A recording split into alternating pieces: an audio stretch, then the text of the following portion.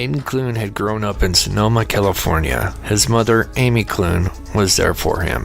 But unfortunately, his father was not in the picture as much. Becoming a teenager, he was growing up to be a fine young man. And just like many, when we were his age, had flaws and fears of what's next. But in 2021, he had just graduated and now had his whole life ahead of him. But sadly, with a recent death in the family, someone Aidan was close to, Aidan felt like he needed a new start, new scenery. This led him to leaving Sonoma on a last-second whim and traveling to Salt Lake City, Utah. Unknown to his mother and family, Aidan was beginning to suffer from some kind of mental health issues. It's unclear what exactly was going on, but upon arriving in Salt Lake City, Utah, to stay with his grandparents, he began to show signs of paranoia and more. After a conversation with his grandfather, Aidan was not being rational and sped off in his truck, now heading west on I-80. This highway led to northeastern Nevada. Aidan would stop there, staying the night at this Motel 6 in the town of Wells. On April 27, 2022, Aidan Clune woke up early and checked out. With the highway close by, he took his truck south on Highway 93, traveling approximately 52 miles into a town called Curry. Aidan abruptly pulled his truck over, unknown as to why he did so, perhaps to take a bathroom break or to clear his mind. Taking his acoustic guitar with him, Aidan likely had not wandered far from the road, leaving his passenger door wide open, meaning he had likely had every intention of returning back to his truck. At approximately 9 a.m., a highway patrol officer saw the red Nissan truck and pulled behind it. It looked abandoned. It's unclear where Aidan was at the time, but it's quite possible that Aidan Clune could have been close by. But because of his recent mental health issues and recent signs of paranoia, Aidan may have saw the trooper with their lights on and may have thought he was in trouble and perceived the trooper as a threat, and the only way to safety was to travel into the vast Nevada desert. Aidan would never return back to his truck that day, nor did he make any contact with anyone. For Amy Clune, this is when the true nightmare of a mother looking for her son began, knowing something was off, but sadly a day behind on Aidan's recent travels. Since Aidan Clune was in another state, his mother had a tough time retracing his last steps. It wasn't until the following day Aidan Clune was declared missing. Search and rescue would be disbanded the following days into the vast desert valley of Curry, Nevada.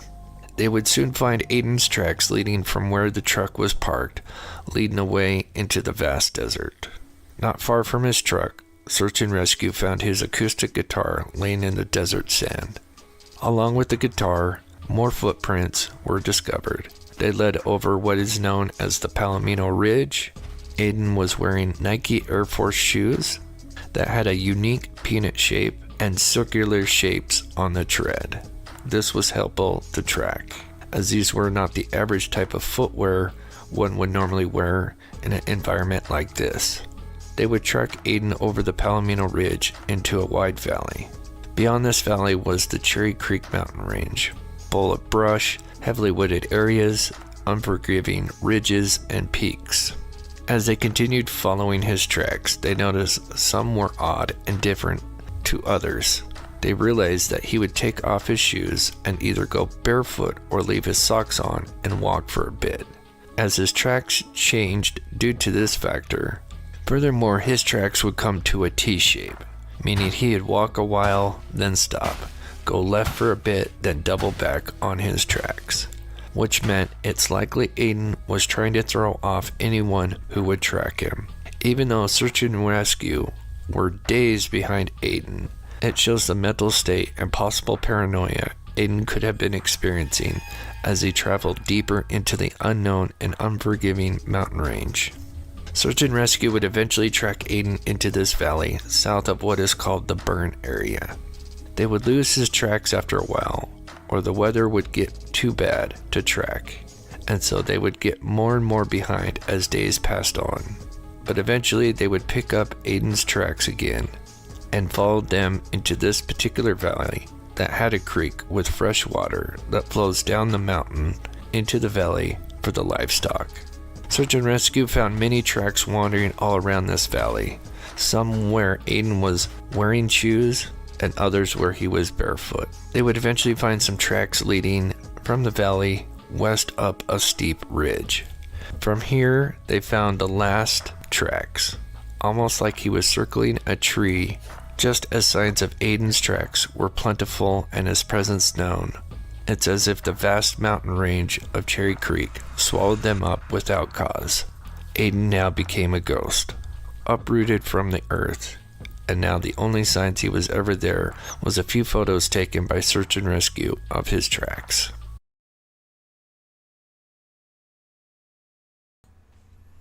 All right, welcome everybody. Thank you guys so much for tuning in. If you can hear me okay, please put a 1 in the chat before we get going here.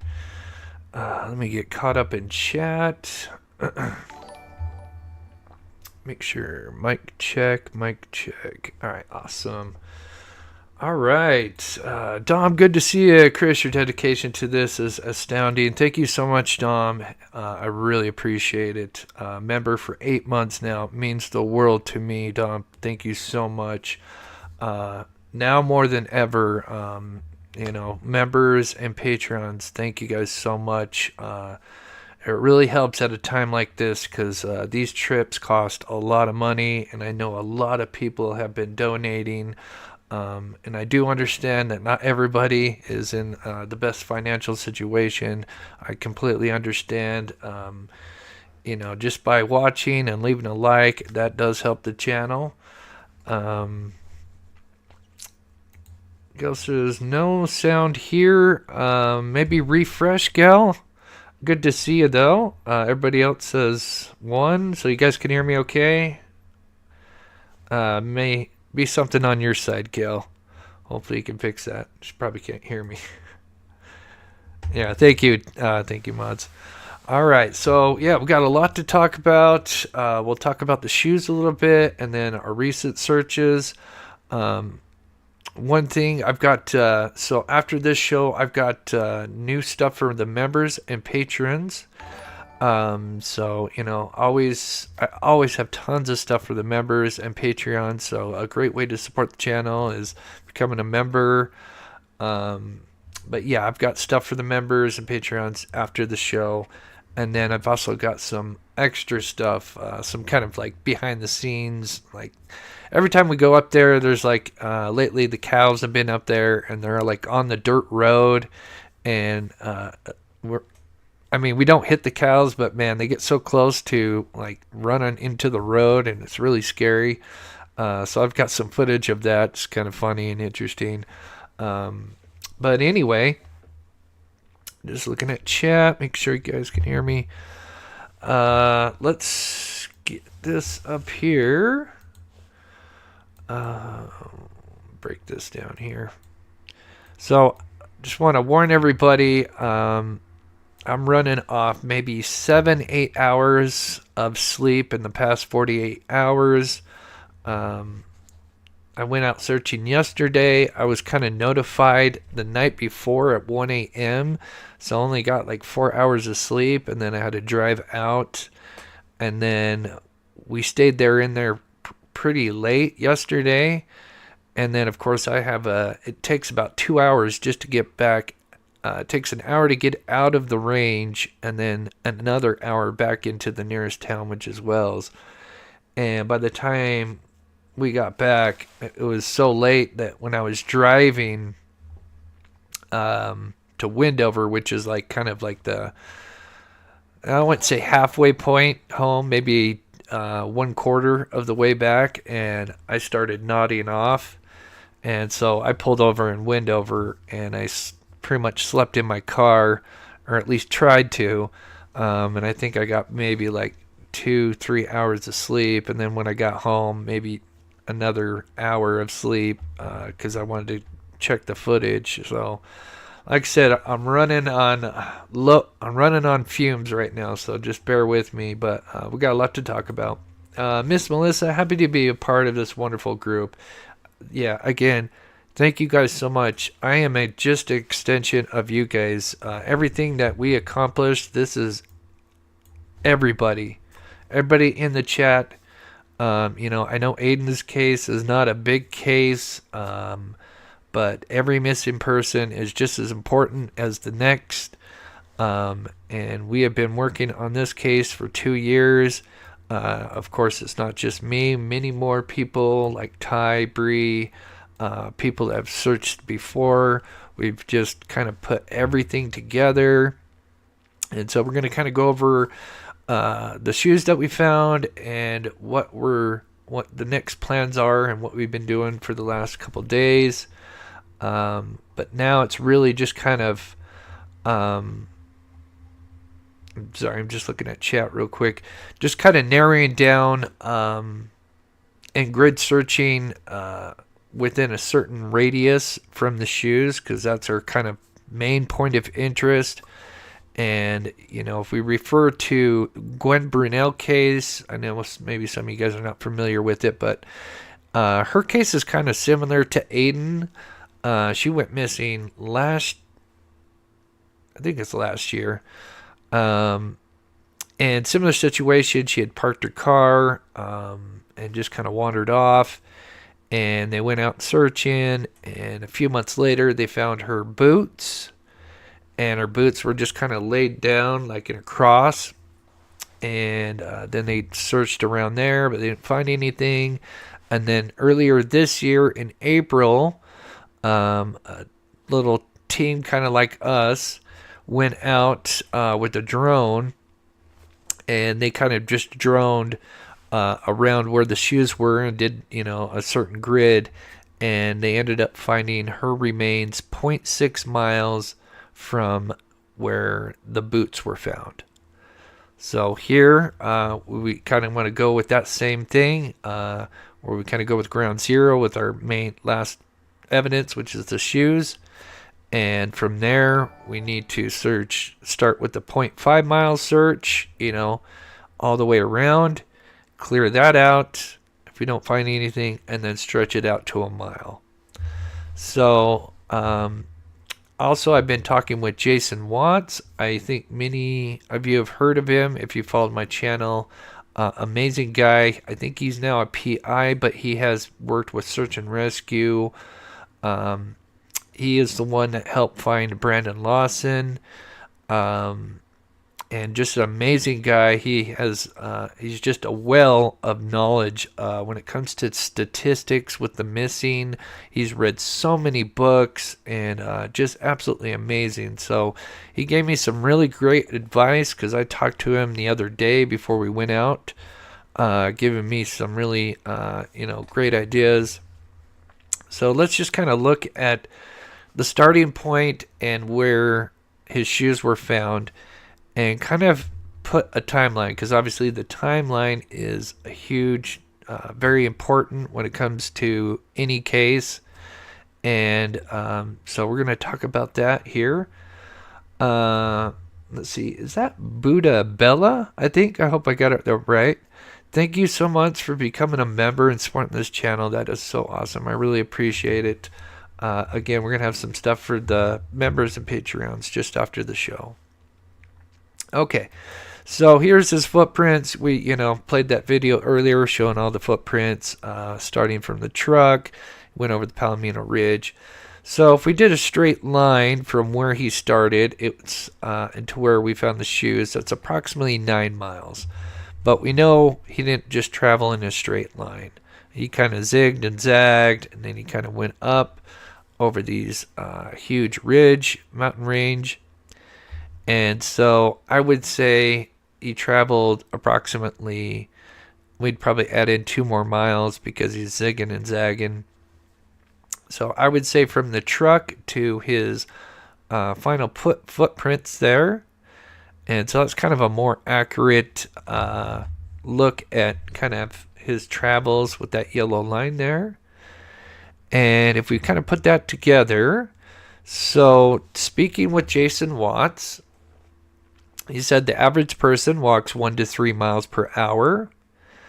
Aidan traveled approximately 11. We know a straight line is 9, but I think with the zigging and zagging, I think it was more closer to 11 miles.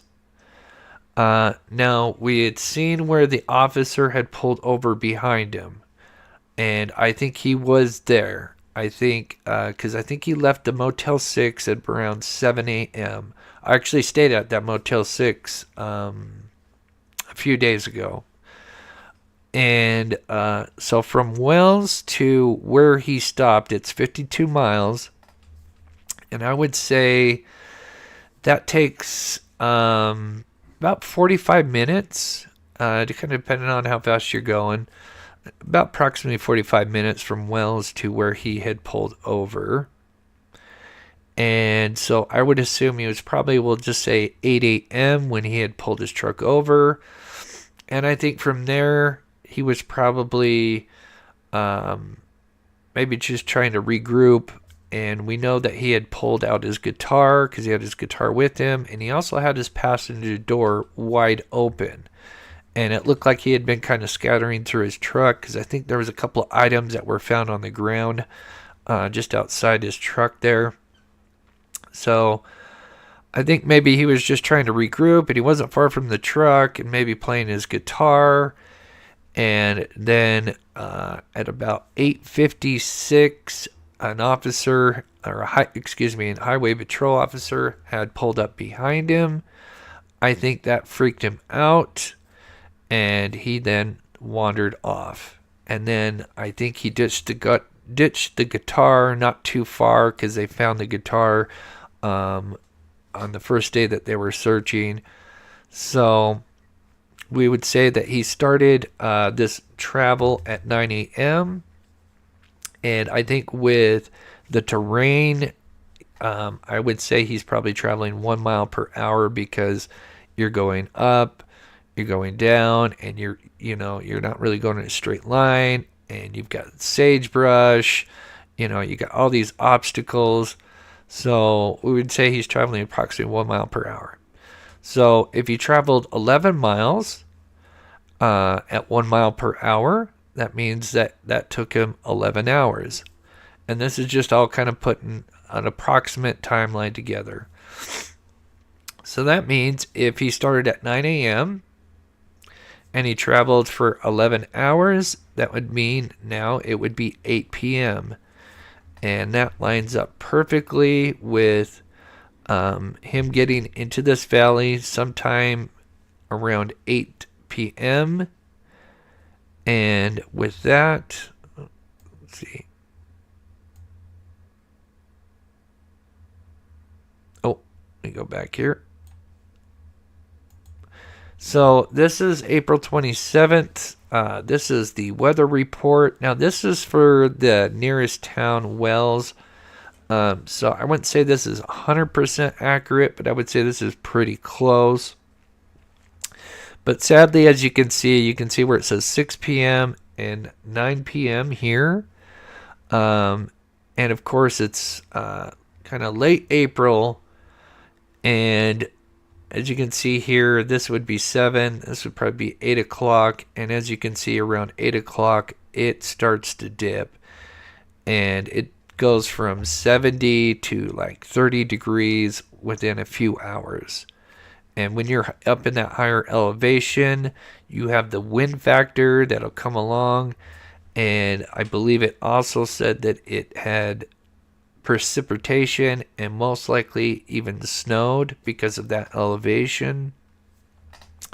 So sadly, he's going to be in a tough situation where now it's 8 p.m. And as we look at, so this is taken from the same data, and we could see that the sun was starting to rise at 5:47 a.m. So probably about 6 a.m. the sun was barely starting to come up.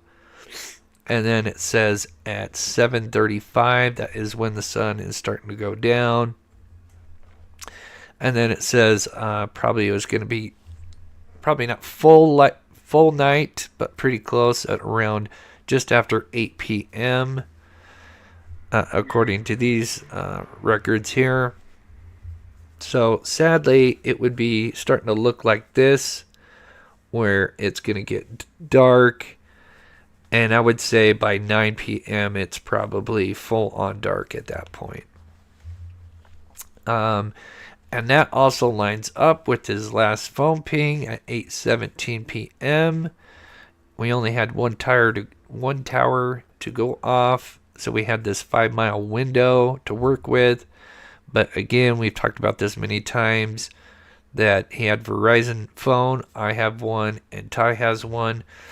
And being out there so many times, we know that there's just no cell service in a lot of these areas, so you can really cross off a lot of this 5-mile window.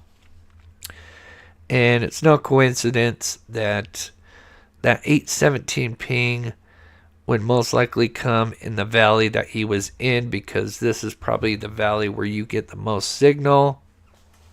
Many spots in here you can get a signal. And I think it was around that time. So now we kind of put him at 8:17. He's up in this area. And now with our recent search, we did finally find the first physical evidence of Aidan in 2 years since the search started. And that was his shoes, which was truly amazing.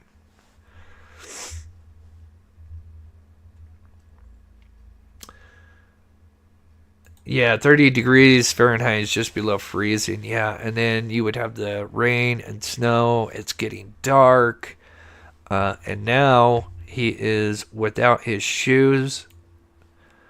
And this area we've talked about, and we'll show some footage, it is a rough terrain. So we're going to talk about the shoes. Here's one picture here.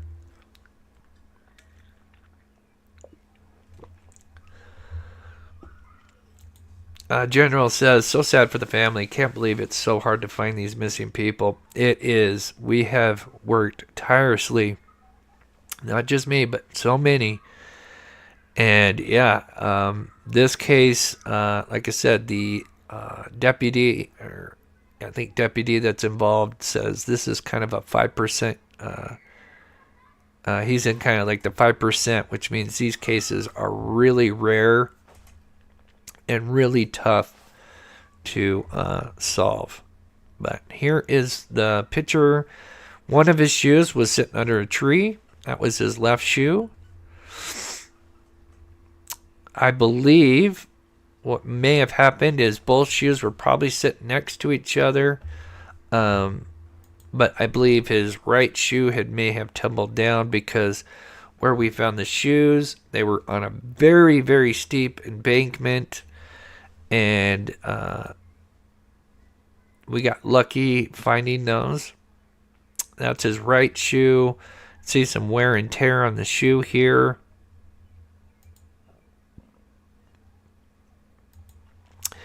Now, looking at both the shoes, kind of interesting. I'm sure some of you guys are going to notice they look slightly different. The shoelaces are different. Now, I will tell you, these are the same type of shoes. They are Nike Air Force. The stitching is the same. But I believe from the family, Amy said that it's likely he had 2 pairs of these shoes. So he had one older pair and one newer pair. And taking a closer look, it looks like he had one shoe from one pair and one shoe from like the newer pair, if that makes sense. So we're kind of looking at 2 pairs of shoes. Even though they are the same brand, they are 2 different shoes, although there's a left and a right. They have the same exact sole, the same exact stitching. There are just a few minute details that are slightly different between the two. Maybe that's because maybe they have different generations of shoes. But still pretty wild. We didn't know that because, once we found the shoes, we just wanted to notify the law enforcement. But upon reviewing the shoes, just to look for any clues that kind of stuck out, that these are slightly different shoes, even though they are the same.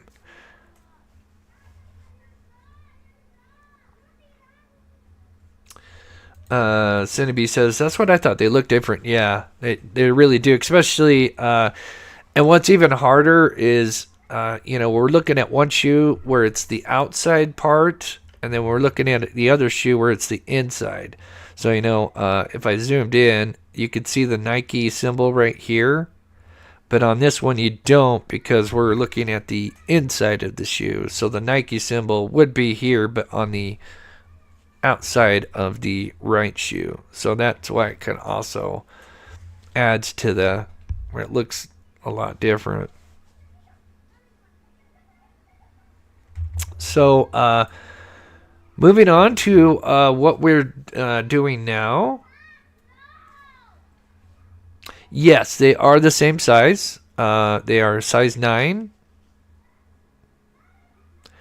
Of course, I just want to reiterate, we had no idea what the shoe size was. We just knew that they were Nike Air Force.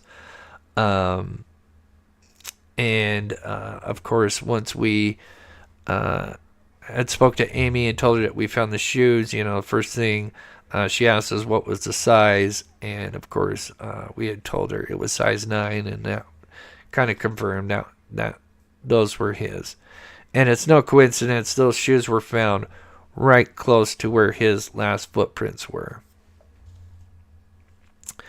So now the mission is, and speaking with Jason Watts, for those that know Jason Watts, like I said, he knows a lot of statistics, and I kind of picked his brain the other day, and he said to start with a 0.5 mile radius around the shoe.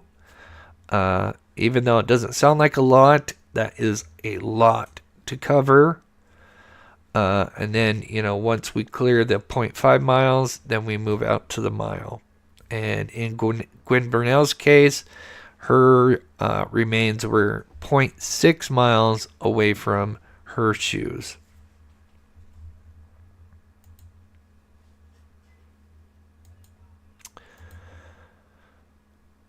So there's the 0.5 mile ring. So here is kind of what we have covered.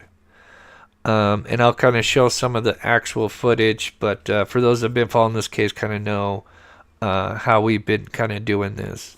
Let me look here. That's a great question, Bia. How many searchers are on the team? Right now it's just me, Ty, and Bria. Just the 3 of us. And we've got many, many miles to cover. It is a huge area. Of course, now it's summertime. It gets hot out there. We got lucky. The reason why we ended up going yesterday, last minute, is because the temperature dropped drastically the last 2 days.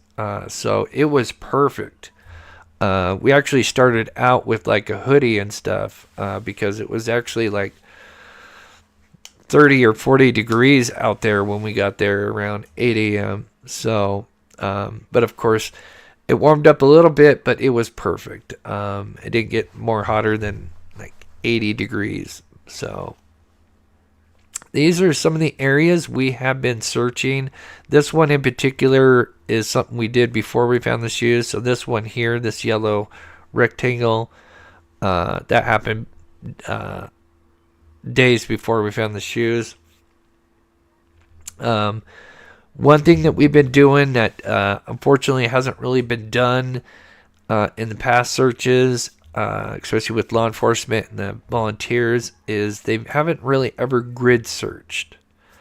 They have, and that's just because they just don't have enough people to go out and actually grid search. So they do have like apps like Caltopo and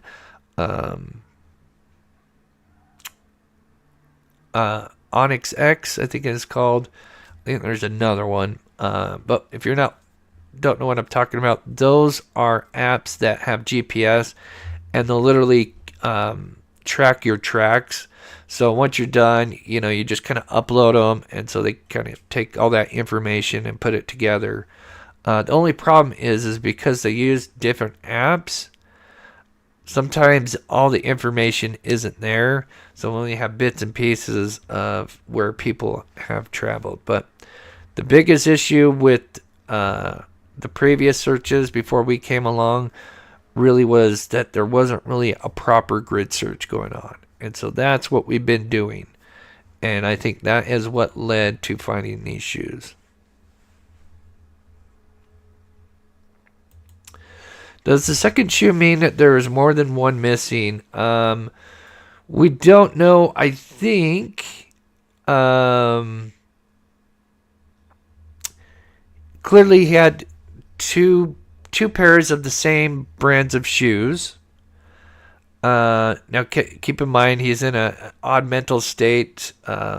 Maybe he accidentally wore one shoe, like the right shoe, out too much in the older pair, and and maybe vice versa. Who knows? And so he took the left one from the old one, or I'm not sure which one's the older one or newer one, but he just kind of picked one from each of the pairs. Now, as far as where the other two, we don't know. We don't think he was out there with two pairs of shoes, because he had his guitar with him. I think that would be too much. His backpack was sitting in the truck, so I don't think he had a backpack with him. So I personally don't think he was out there with two pairs of shoes. Again, don't know where the other two pairs of shoes are at. But anyway, so here is what we have done. This is just approximate. This isn't exact. But it's taken a lot of work. Now, this green area that I've got, this is kind of, in my opinion, this is the area that I would like to search for two reasons. One, his last tracks were going east to west, according to reports. We'll kind of get more into that in a minute. So I do think at that time it's getting dark. He's got his phone. Maybe he's using the flashlight on his phone. Even though he's in socks or maybe barefoot, and we're going to talk about that as well. So I do wonder if he may have lost his socks long before he got into this valley, because clearly he was taking his shoes and socks off constantly when he was traveling into this valley. But these green areas are two reasons. One is he was going east to west, so I do kind of wonder if he's up here. This is where I would like to really search. And then this section here, looking at search and rescue or previous searches, there's some huge gaps that they missed that are kind of next to the burn. And so those are some areas that I would really like to search.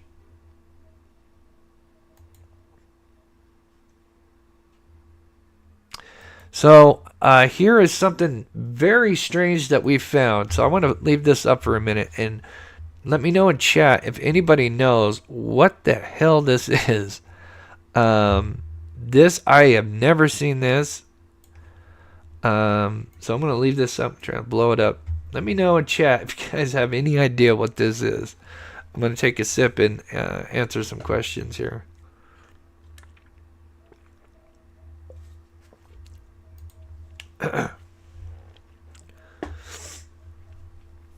Hey, Karen, good to see you. Who is Mike, Chris? I heard his name on one of the search videos. Yeah, Mike, I think he lives in Nevada. I can't remember what part. I don't think it's Wells. Maybe Reno. He actually was out there with us when we had searched with the family earlier this year.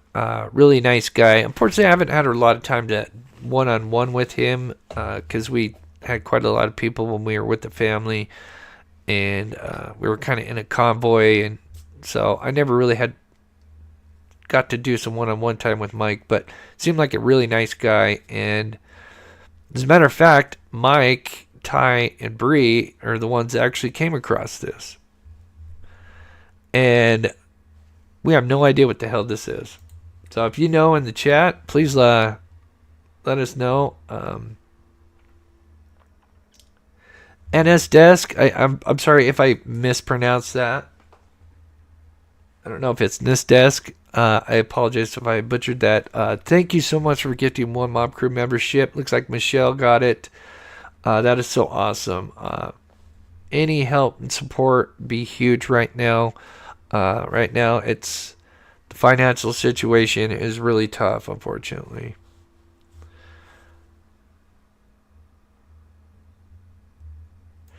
Yeah, GR. Yeah, originally thought it was a buzzard's nest, but it might be a diseased tree. Right. I believe. Oh gosh, I'm gonna probably butcher this. Bank.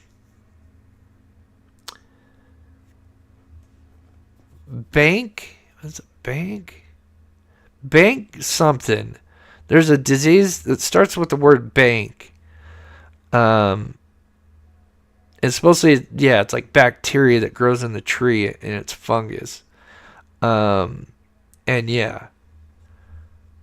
Craig and Echo, good to see you. It's a fungus. That's what we're leaning to. Oh, it's bizarre looking. It is absolutely bizarre.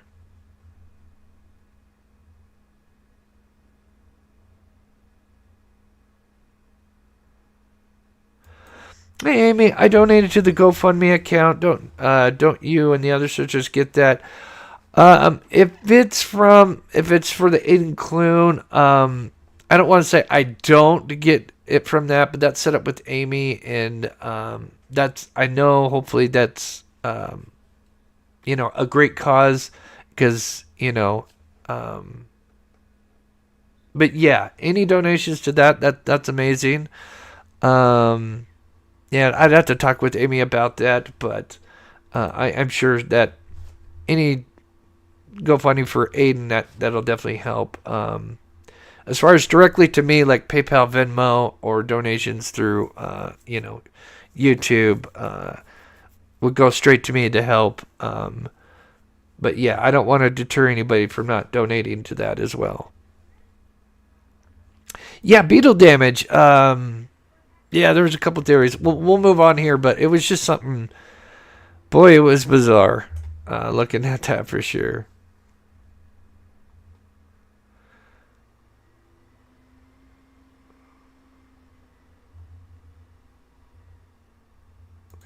Look up parasitic mistletoe. It makes growth look like that. Takes nutrients from the tree. So I think we're all in agreement. That's probably some kind of bacteria. Even though it looks like it's like a nest. When you first see it, it looks just like a nest. And I believe that's a spruce tree. I'm not sure. I can't tell because I see pine cones here, or a pine tree. I'm not sure. That may be the tree next to it. I'm not sure, but. Boy, really odd. So we'll keep going. But yeah, really weird, huh? There's a closer look at it, too. Absolutely wild. I mean, it's big. It's big.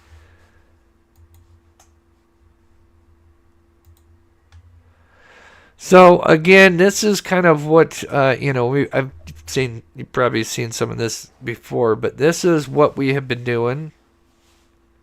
Uh, Unfortunately, when you try to do proper grid searches in woods, you run kind of like rope lines. You tie it to one tree and you run it for like I don't know, 30 or 40 yards, and you tie it to a tree or something like that. Unfortunately, in this environment where you're working on ridges and washes, you really can't do that. And so the best thing we do is we just kind of get a bearing going, and then not every tree, but just about every other tree, we end up tying that biodegradable tape, and then we go for 40 to, I mean, sometimes 200 yards. Well, I wouldn't even say 40. Yeah, usually we go about 100 to 200 yards, which is 1 to 2 football fields. And then it's just usually typically the three of us. And then, of course, we're close together.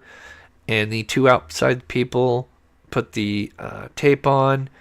And then we continue on. And then, of course, we just do that just about every other tree. And then once we get to 200 yards, then we end up turning around, and then we shift over 15 feet or whatever, and then we work our way back and then do the same thing and basically rinse and repeat. And so we believe, since we've been doing that, that is our main reason is why this will hopefully lead to finding Aidan, and it's like I said, grid search is now what we have to do, and it's a lot of time and effort. So here's just kind of a look at the valley here. It's really beautiful. See this green circle I've got? This is probably not exact, but the shoes were kind of found over here, but I would say the 0.5 mile ring, if I pause it, probably right here. So the shoes would have been found kind of, if we just dipped the camera down, would have been probably around in that area. So that would have been, that's kind of ground zero. And I know yesterday we cut in pretty far. Actually, we were kind of due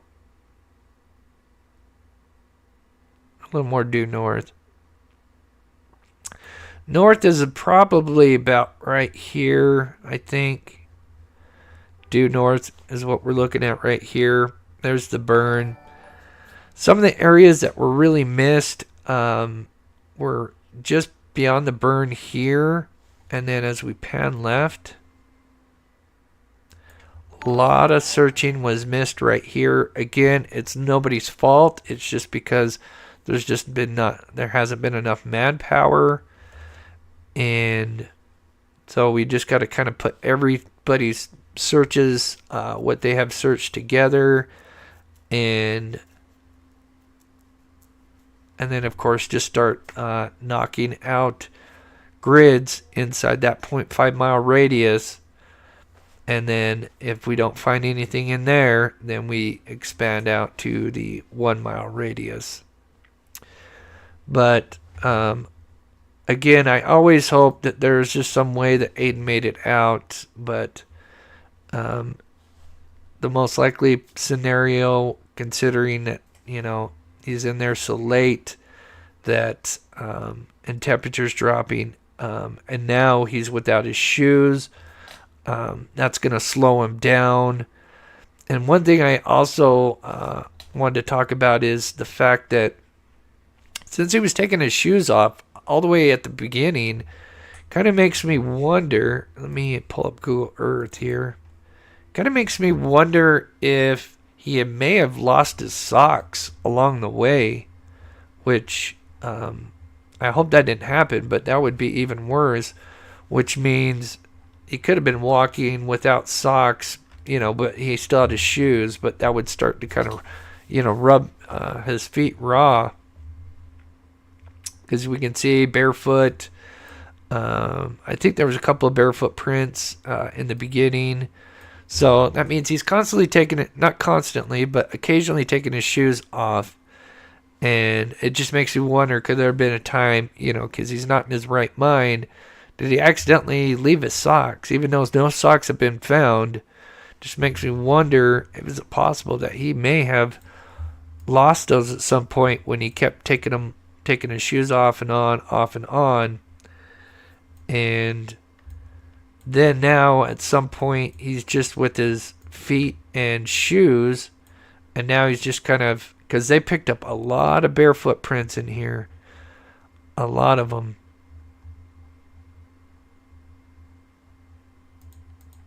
There he is. And I'll get to chat here in just a second. There was even more.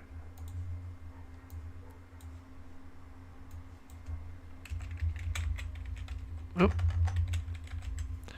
There was even a few up in here as well that they made, although they just didn't put it like officially. But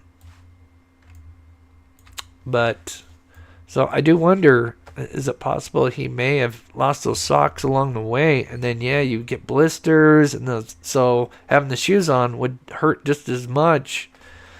And then he finally decided to maybe set those shoes down, and then from there, who knows? So many questions, so many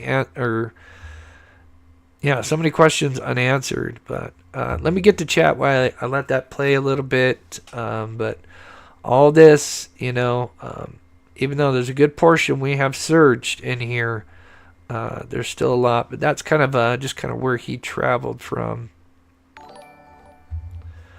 I remember taking his shoes off at the road near the car. Yeah. So if he kept doing that, could he have lost his socks at some point? Lone Pony, good to see you. So glad to hear about the progress you and your team have made towards finding Aidan. Great work, Chris. Thank you so much. Again, means the world to me. And again, if we find answers,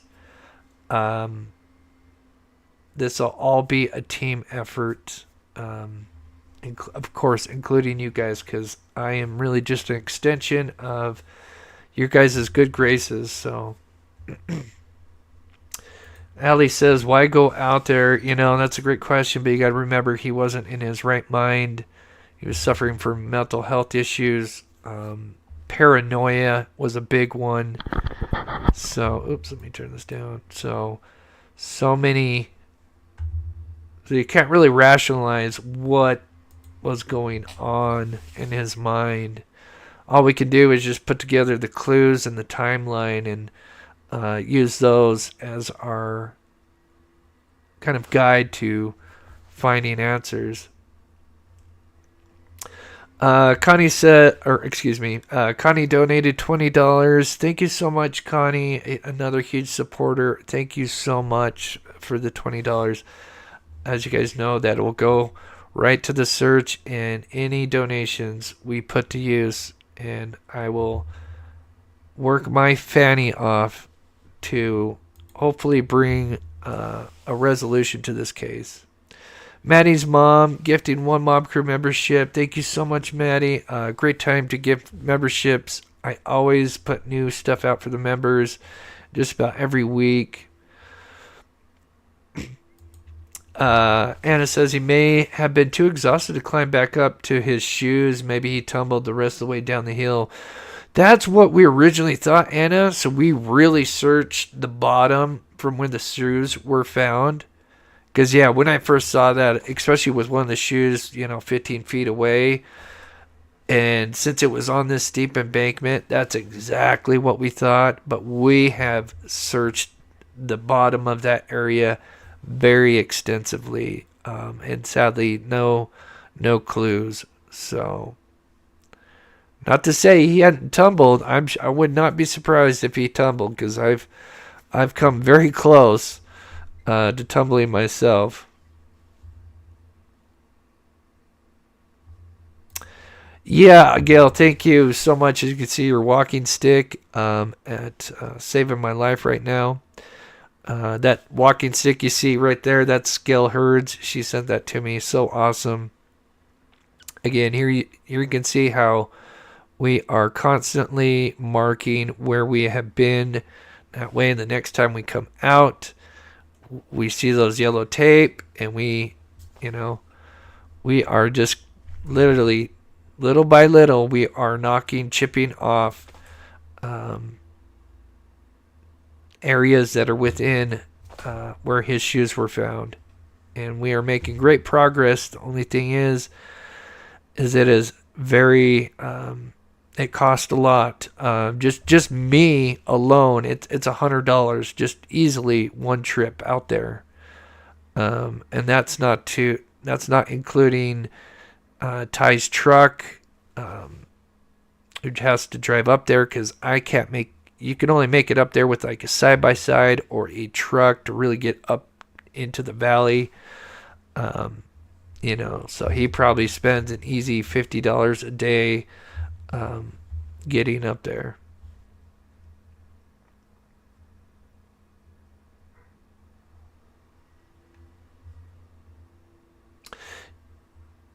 Yeah, and they do. Oh, yeah, you collect stickers from the thorn bush. Anybody knows those sticker thorns are kind of like horny goat weed. If anybody's familiar with horny goat weed, that start walking through that, it, it it sticks right on you. Um, and so that could be a reason why he was. Sorry, guys, I'm just trying to back this up a little bit. Yeah, so we'll leave that there. Show you guys the shoes again. Trying to study the shoes to see if there was any clues that we could find on the shoes, but there are some rips and tears on this one. But again, I think this is the older shoe. And this is from the newer pair.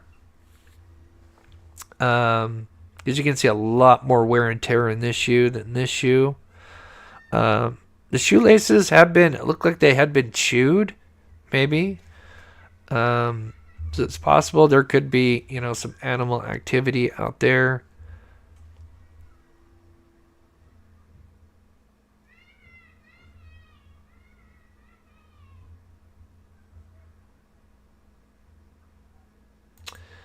Anna says horny goat weed season is just about to start. Yeah. Oh, that's terrible. Oh, yeah. I don't think that's what we have out there, but it's fairly similar. Um,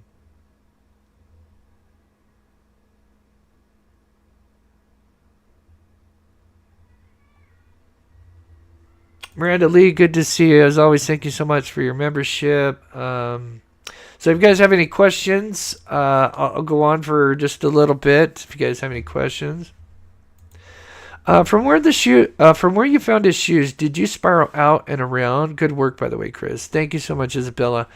So we kind of did the first day when we found the shoes. We had the law enforcement come out. They had we kind of took sections.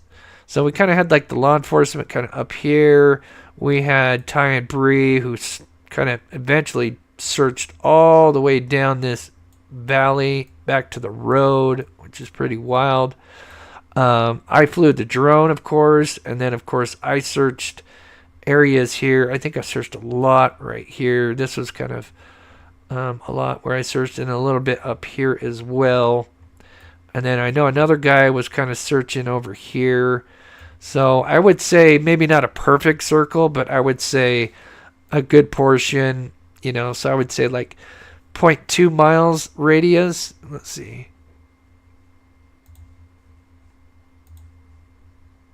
Well, let me.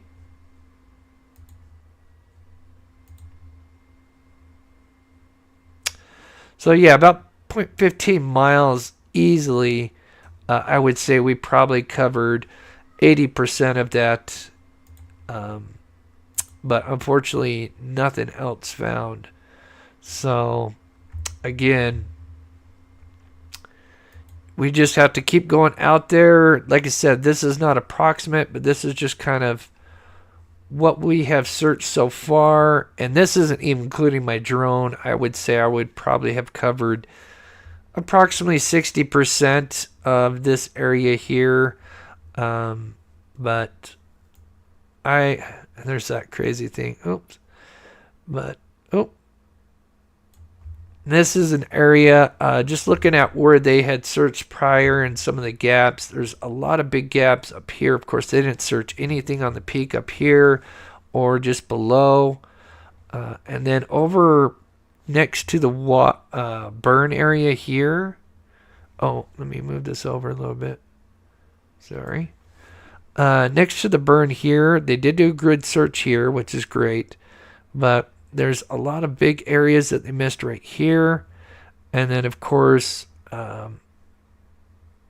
just with how much Aidan did, I would love to kind of get up on the peak and drone all of this wide open area, because obviously the drone, the best the best thing for the drone to do is really fly the open areas. I still fly the trees and everything else, but I could easily miss something with the drone. So, all right, question time. Anybody's got some questions? I'm just gonna let this video play. What kind of wildlife in that area? So we've got mountain lions, which we haven't seen yet, but we have kind of heard and seen some tracks. They're basically kind of like a tiger, little, basically more or less. They're just kind of like a tiger. They're also known as cougars, and we've got elk, deer. What's the other one? Wild mustangs, horses. I would say they're probably almost just as dangerous as the cougars because they can run up on you and stomp you and trample you. Ty said there's actually snakes out there, which I'm glad he told me that because I thought I heard a rattlesnake, a couple of days ago when we went out there. But I thought maybe it was like some kind of cricket or something like that, or something else, some kind of bug making that noise. Yet I haven't seen any, but I believe they could be out there. There's me falling. No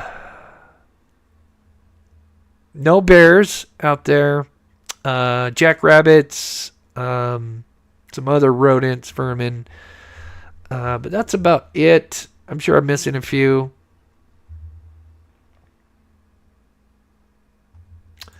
Recent stat for you. Research finds that psychosis, including schizophrenia, occurs when the desire part of the brain is not coordinating with the planning part. Person can't make decisions.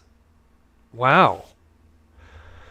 Susie A, was his guitar ever found? Yeah, his guitar was found pretty on that first day. It wasn't far from his truck. I think he was probably playing his guitar, maybe just trying to clear his head, and then here comes the highway patrol, and then he dipped.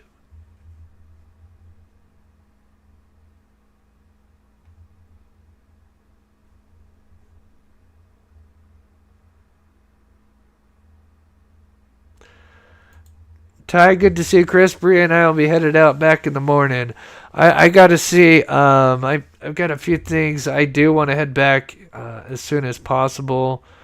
I don't know if I'll be able to go out tomorrow, though. I've got something I've got going on, but I do want to get back out there as soon as possible. Again, huge shout out to Ty and Bree. They have been working tirelessly, and eventually, just like in Gwen Brunel's case and many others, I could make many more examples where, they find an item. And then from there, they just kind of work with a half-mile radius, and then go to a mile radius. But speaking with the expert, Jason Watts, he thinks, especially that he's without his shoes and maybe without his socks, that, we talked about how fast someone travels. And in his case, even though he was traveling at 1 mile an hour. Sorry, I'm trying to find the statistics here.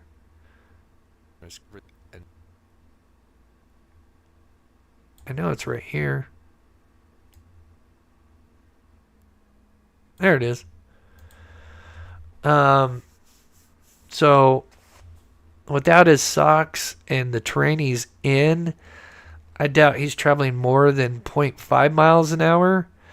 And he told me another stat when people start to go into possibly hypothermia, how far they travel, and he says usually it's not more than, I think, a mile, just kind of depending. But when you hit hypothermia, you have anywhere from 20 minutes to, I think, just over an hour. It just all depends on each person, case to case. And I would think, unfortunately, with him not having the proper clothing, he would start to experience that, sadly. Um, let's see. Any more questions before we go? Again, one more time, patrons. I've got a video. I have it all ready. So as soon as the live ends, I will be uploading members and patrons. And then I'm going to have some extra, some fun stuff for both the members. Just some stuff where we kind of ran into the cows. It was pretty funny.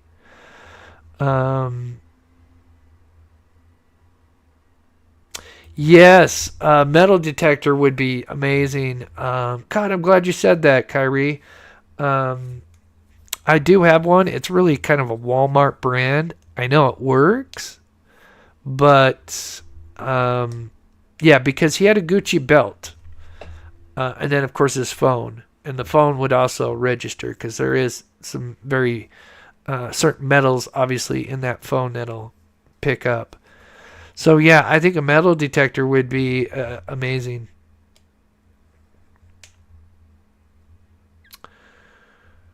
Fanny, thank you so much. I know who you are.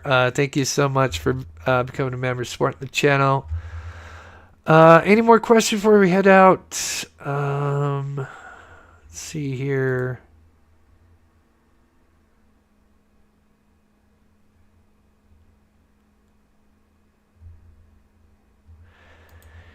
Yeah, I haven't seen any, but then when Ty told me that they did have some smaller ones, I did. There was a couple of times where I thought, man, this sounds like a rattlesnake. Um, but I was thinking it was just kind of some bug, but I think it was a rattlesnake. Luckily, I still backed out. So, thank you, Fanny. Likewise. Yes, schizophrenia starts around 18. I have a friend that had the disease, but she started at 30 years old. Yeah, I think it can hit, yeah. I don't know about any time, but yeah, I've had one friend that ended up with schizo. All right. Let's see any question. Oh, wait, hold on. Yeah. Oh, need Garmin trackers. Oh, as far as metal detectors, yeah, I think I bought mine from Dick's Sporting Good, but to me, it was like the cheapest one. Um, so it does work, but it doesn't have, yeah, I think it was like an $80 one, which I think probably like a $200 to $300 one would be a lot better.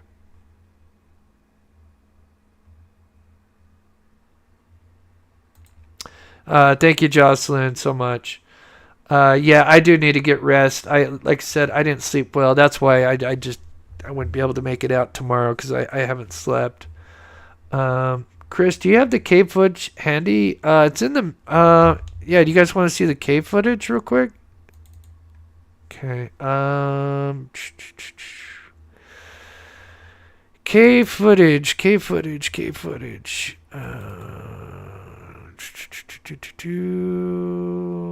The cave footage.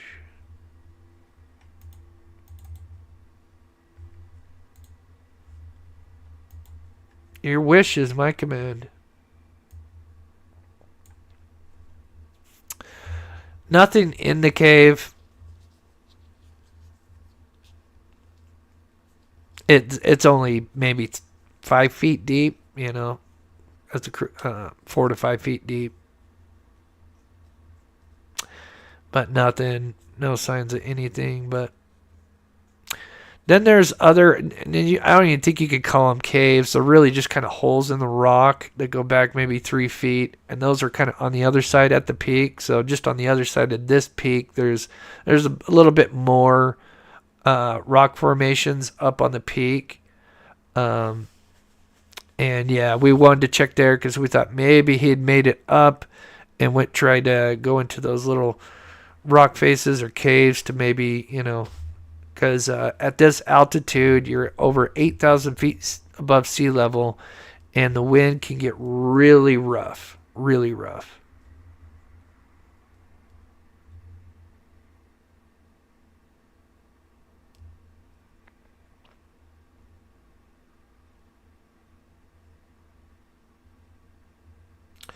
Yeah, that is snow, and this is in May. Or is this in early June? No, I think this is early June. Yeah, this is early June. Yeah, there's still snow up in there, in certain places. Yeah, it's pretty wild. Again, I'm just searching all of the upper area, but there's still a lot more up on the ridge that we need to search exactly. As a matter of fact, let me see if I point back up here. Not that one. But there's a little bit more. Like I said, there's always a possibility he went up and over, but didn't get far. All possibilities. You gotta keep an open mind for when it comes to this case, because this kid did the impossible.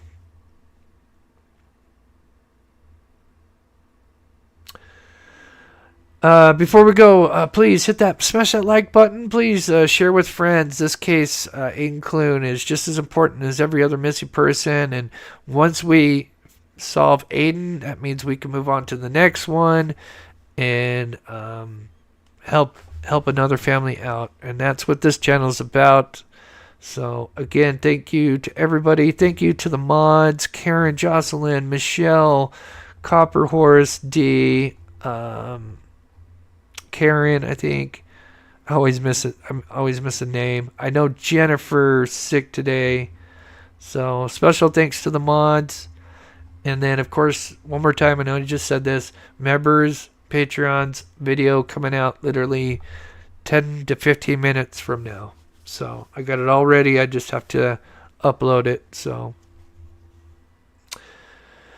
with that, again, special thanks to Bria and Ty. They've been doing an amazing work, and we're not going to stop because we're so close.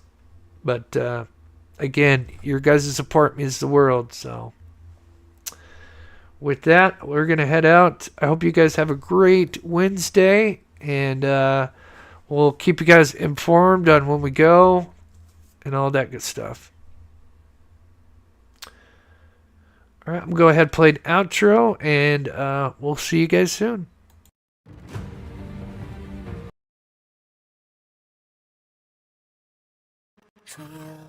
Call the speakers from your